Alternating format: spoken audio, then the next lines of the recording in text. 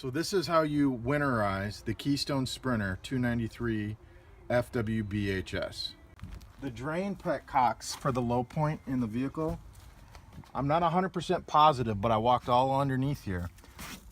And these seem to be it. They seem to work. I didn't realize there was a hot and a cold petcock. But there is, and it's right on the entry side of the RV. Right in front of the steps towards the front of the fifth wheel.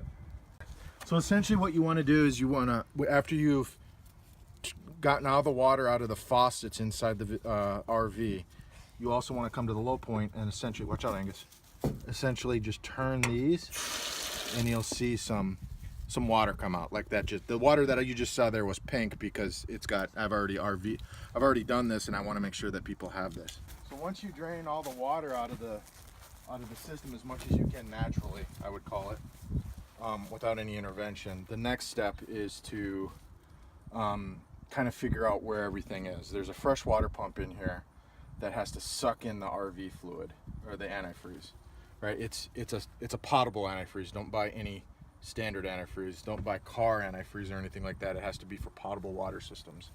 There's also a brief description on the inside of the panel for the for where the water hookups are. They don't explain a whole lot, so kind of between that and some videos I watched, I kind of was able to figure out.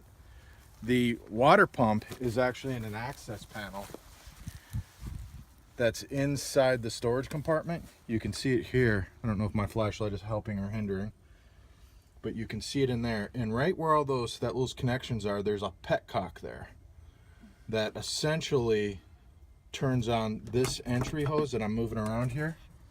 This is your intake. So you turn it from wherever it was, it should be inline and sucking in water from the city or the tank, and you turn it to the intake hose, right? You can kind of see it. It's on the back side where those two metal clamps are. If you go on the other side of that, there's a petcock there, a little lever. You just turn it. It should turn 90 degrees.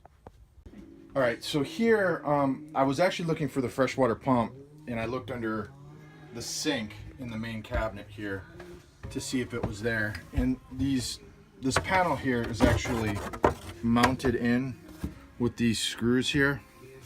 These screws seem to be the standard they use on all their stuff. They use a kind of a funky head on them. I was able to get past the funky head issues with a standard square bit bit. So it's just got a square end.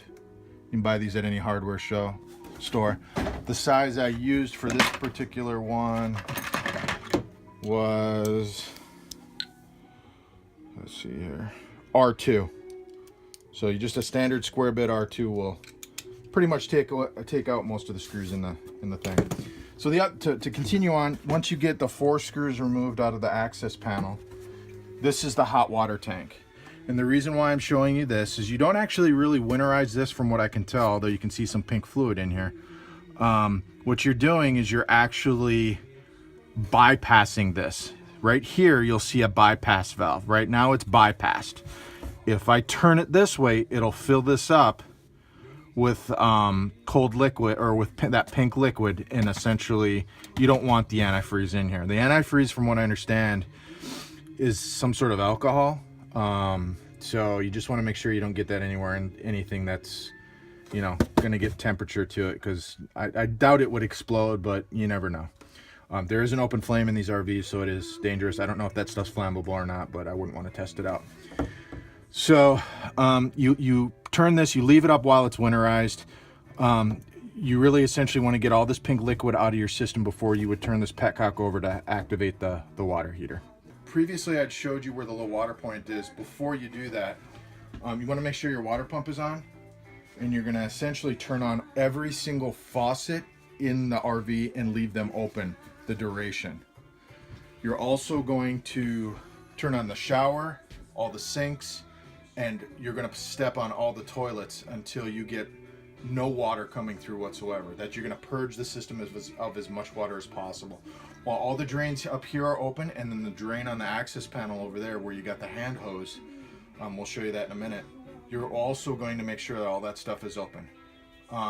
While that's all open, you'll go ahead and remove, open the petcocks on the side of the RV at the low water point to make sure all the water comes out, because you have to have air pressure or a stabilization of the air so that the gravity will allow it to pop out. If there's any kind of vacuum in there, the water won't come out.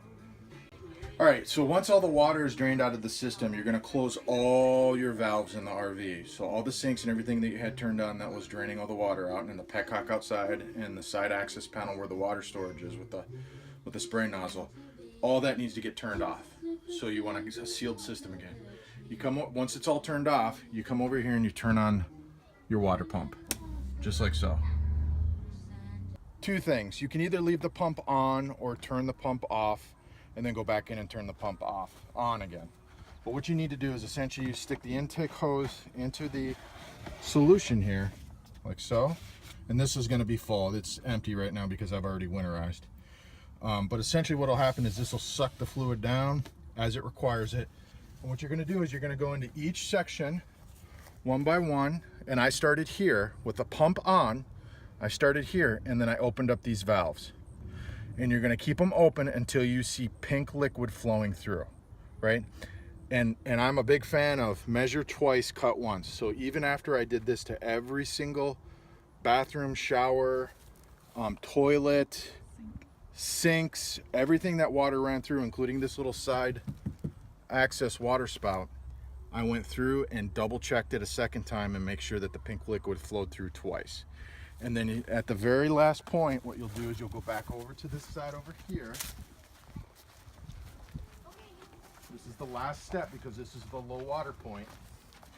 You'll come down here and open these valves up until pink liquid comes through, right? And if it's just slightly pink, you want to do it until it's a concentrated pink. You don't want to have a heavy water antifreeze mixture. It should be okay, but you know, play it safe. Get the concentrated mixture in there so that there's less water, and then you shouldn't have any problems.